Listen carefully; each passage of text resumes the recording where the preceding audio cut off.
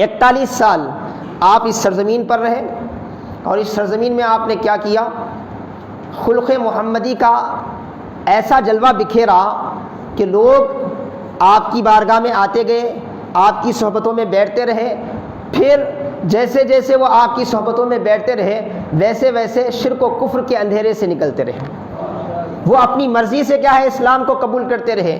کبھی آپ نے کسی کو مجبور کر کے مسلمان نہیں بنایا، کیونکہ کسی بھی بحیثیت مسلمان کوئی مسلمان کسی کو مجبور کر کے مسلمان نہیں بنا سکتا۔ جنہیں اسلام سے آگہی نہیں ہے، جو اسلام سے واقف نہیں ہے، وہ 1,00,000 بار 100 بار 1000 بار کیا ہے یہ جھوٹ بولے کہ مسلمان کیا ہے زبردستی مسلمان بناتے ہیں، یہ ان کا جھوٹ ہی ہے۔ کیونکہ ہمارا قرآن ہمیں ایک بات سمجھاتا ہے، لا اکراہ فی الدین، دین میں کیا ہے زبردستی نہیں ہے۔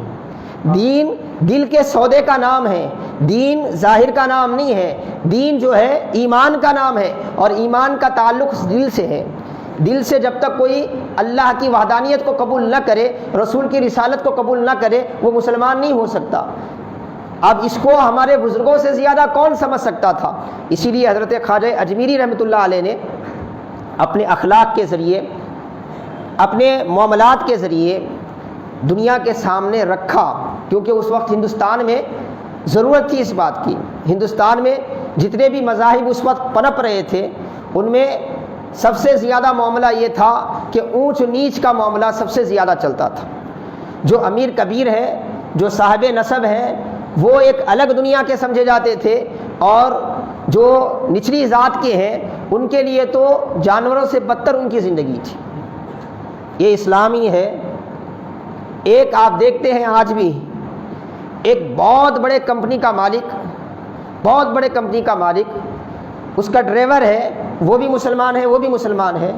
جب وہ کمپنی سے نکلتا ہے، اپنی آفس سے نکلتا ہے اپنی گاڑی میں بیٹھنے کے لیے، تو وہ ڈرائیور ہاتھ باندھ کے اس کے لیے ٹھہرتا ہے، دروازہ کھولتا ہے، اس کے بیٹھنے کے بعد وہ جہاں بولتا ہے وہاں لے کر آتا ہے۔ وہ دونوں نمازی ہیں، نماز پڑھنے کے لیے کسی مسجد میں آتے ہیں، مسجد میں آنے کے بعد وہ ڈرائیور اتر کر اپنے مالک کے لیے دروازہ کھولتا ہے۔ یہاں تک سارے معاملات ایک نوکر اور مالک کے جیسے ہیں، ایک ملازم اور ایک آقا کے جیسے ہیں۔ اب اس کے بعد جیسے ہی مسجد میں آتے ہیں، دونوں ایک ہی جگہ بیٹھ کے وضو کرتے ہیں، مسجد میں داخل ہوتے ہیں تو دونوں ایک ہی ساتھ داخل ہوتے ہیں، صف میں 2 لوگوں کی جگہ باقی ہے۔ اب مالک آ کے ٹھہرتا ہے تو اب ملازم یہ سوچ کے پیچھے نہیں ٹھہرتا کہ بھئی میرا مالک ٹھہرا ہوا ہے، کیونکہ اب وہ مسجد میں آیا ہے، مالک کے بازو آ کر ٹھہرتا ہے۔ اس سے نہ مالک کو پریشانی ہے نہ ملازم کو پریشانی ہے۔ یہ مذہب اسلام کی خوبی ہے۔ مذہب اسلام سمجھاتا ہے دنیا کو کہ اللہ کے سارے بندے ایک جیسے ہیں، اللہ کے سارے بندے ایک جیسے ہیں اللہ کی بارگاہ میں۔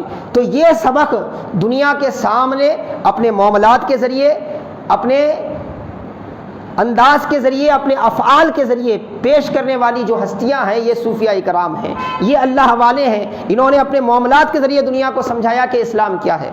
ورنہ ایسے دور میں جب مسلمانوں سے کیا ہے نام ہی سے کانپا جاتا تھا، مسلمانوں کو قریب آنے نہیں دیا جاتا تھا، کتنے انتظام نہیں کیے گئے تھے کہ حضرت غریب النواز ہندوستان میں داخل نہ ہو، کیا کچھ نہیں کیا گیا تھا، آپ کو معلوم ہے۔